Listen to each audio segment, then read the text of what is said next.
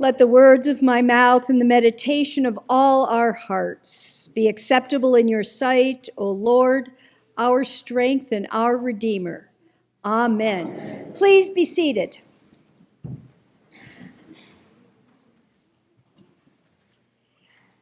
At first blush, today's passage from Luke reminds me of a verbose storyteller or toddler who has a long setup for a question or a point.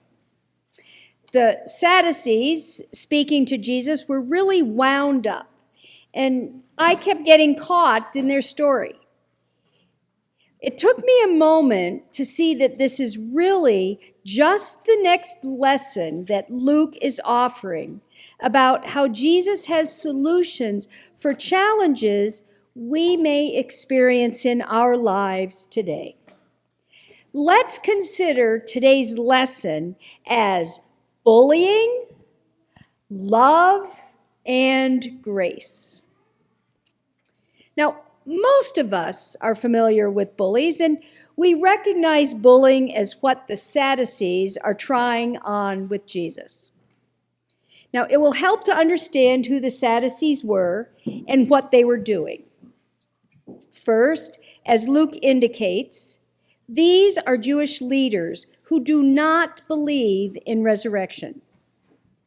The Pharisees, who we frequently discuss, did believe in resurrection.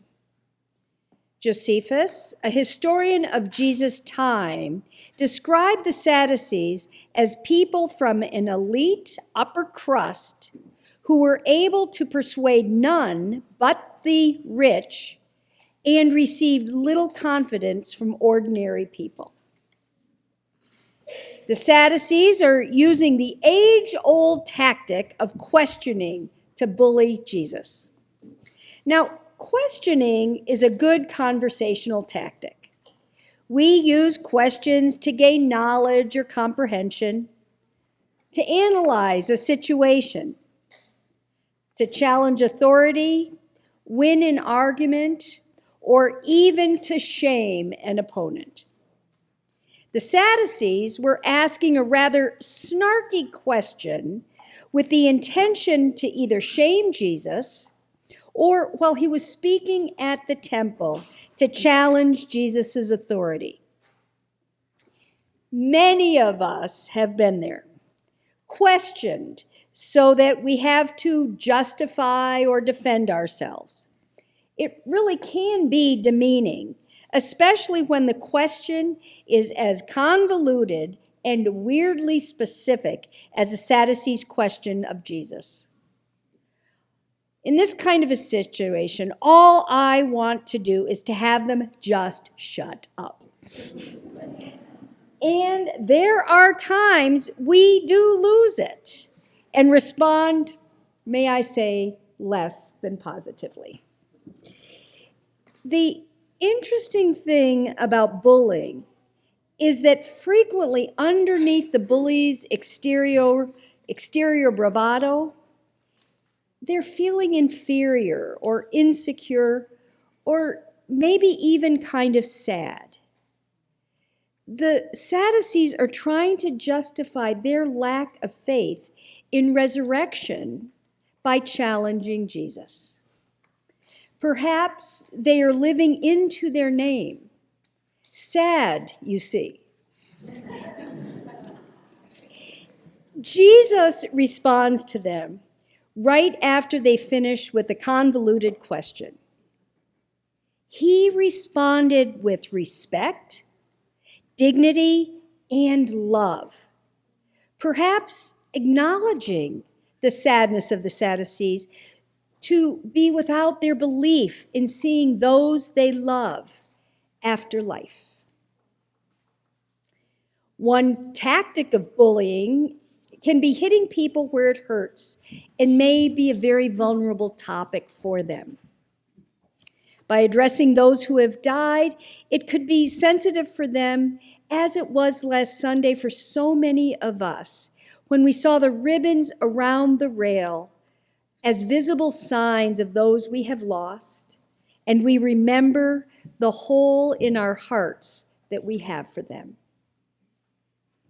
Last Saturday, while in Sicily or Italy, I had the honor of participating in the annual All Saints celebration in the small town of Sambuca de Sicilia. They have a town cemetery where each family has a burial mausoleum. The cemetery is probably about 2 blocks square, and each family places or buries their members in their own personal mausoleum. On All Saints' Day, individuals buy and take bunches of flowers to the cemetery to show respect and love for the deceased by placing a flower in vases in the various mausoleums of those that they knew and honor.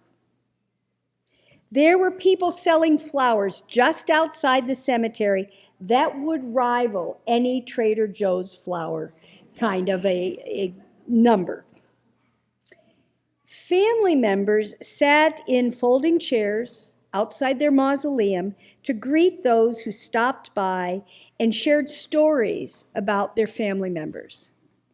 Tears, smiles, and wonderful stories were shared along the many lanes in this cemetery.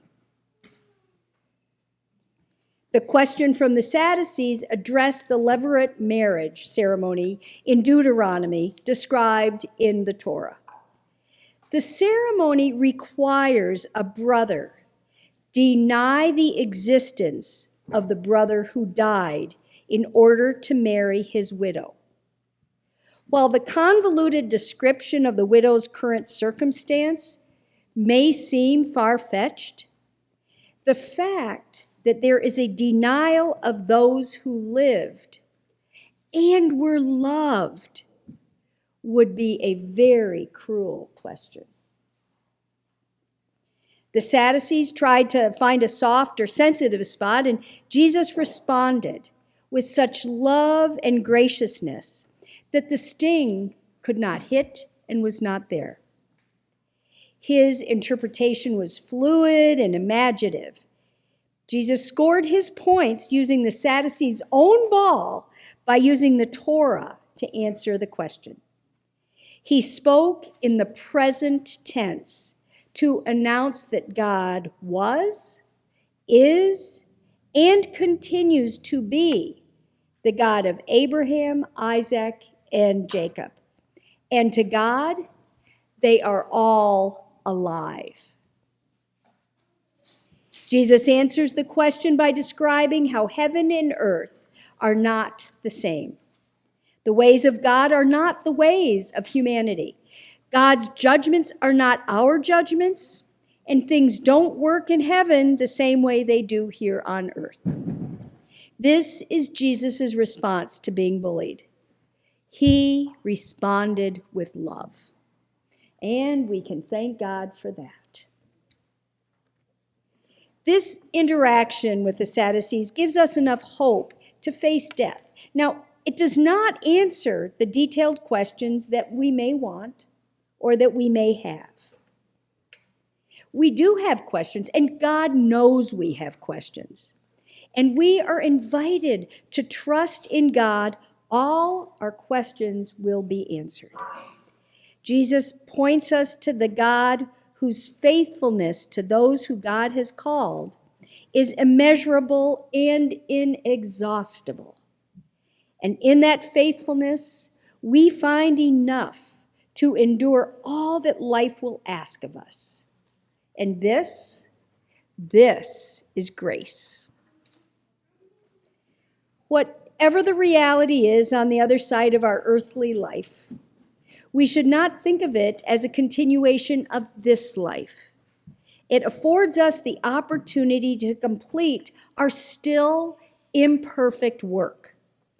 Indeed, we humans have to do now what we can do for good, such as help the needy and marginalized, work for the improvement of human situations, and resist egoist threats toward fellow humans and other creatures.